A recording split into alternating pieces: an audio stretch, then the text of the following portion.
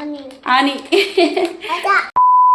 Hello everyone, আমি অনিতা চলে এলাম আবারও একটা ভিডিও নিয়ে তোমাদের সঙ্গে। তোমরা সব কেমন আছো? আমি ভালোই আছি, আশা করছি তোমরাও ভালো আছো।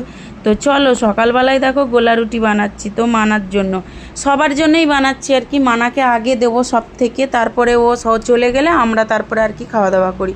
তারপরে সব কাজবাজ গুটিয়ে কিন্তু আমি এই যে বেরিয়ে যাচ্ছি কাজে। আর কাজে না গেলে তো আমাদের খাওয়াই হবে না, তোমরা তো জানোই, যেহেতু আমরা এখানে থাকি কাজই করি। তো যাই হোক, এখানে আমি রেগে গেছি কেন বলো তো, অনেকটা আজকে লেট হয়ে গেছে। আমি কাকু আনি পার না আনি আমি পারে পারে അമ്മ എനിക്ക് തരണോ? ഓ, ഇതെന്താ പറ ആനി പറഞ്ഞു പറഞ്ഞു ആനി. അതെന്താ കാണിച്ച് കാണിച്ച് ആനി അച്ഛ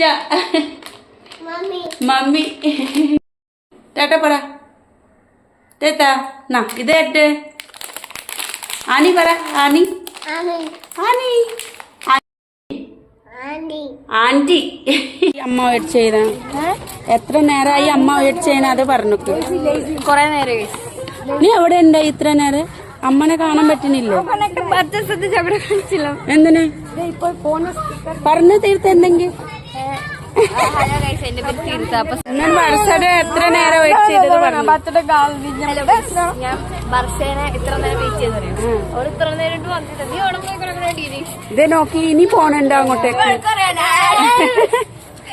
ও কেমন গল্প করছে দেখো, গিয়ে আমাকে ব্যাগ ট্যাগ দিয়ে ফেলে গেছে। ওই যে সেখানে গল্প করছে দেখো, দেখতে পাচ্ছ? ওই দেখো। তারপরে কিন্তু আমি আর কোনো ভিডিও নিইনি, আমি তো এসে খেয়ে টেয়ে নিয়ে শুয়ে পড়েছিলাম, অবেলা হয়ে গেছিলো। তারপরে তোমাদের দাদাভাই এই যে ভাজি বানাচ্ছিল সন্ধ্যাবেলার নাস্তা। তো এই যে লঙ্কা ভাজি, কার কার পছন্দ বলো, কে কে পছন্দ করো? আমরা তো পছন্দ করি খুবই, তাই মাঝে মাঝে আনে। আর আজকে যেহেতু নিরামিষ, সেই জন্য লঙ্কা ভাজি করেছে। তো সবাই মিলে খাবো। আর একটু কুমড়ো ছিল, মনে হয় ওর মনে হলো তাই করে দিল। তো ভাজাভুজি কমপ্লিট করে রেখে দিয়ে তোমাদের দাদাভাই চলে গেছিলো মানাকে আনতে আর কাজ করতে। তো ওর একটু কাজ ছিল, সেখানে চলে গেছিলো। আর মানাকে নিয়ে আসবে বাড়ি, তার জন্য গেছিলো। তো এখানে আমি এই যে সস নিয়ে নিচ্ছি। তো সস দিয়ে খেতে আমার ভালো লাগে। চাটনি তো নেই, চাটনি বানাইনি, যেহেতু একটা চাটনি বানালে ভালো লাগে এর সঙ্গে।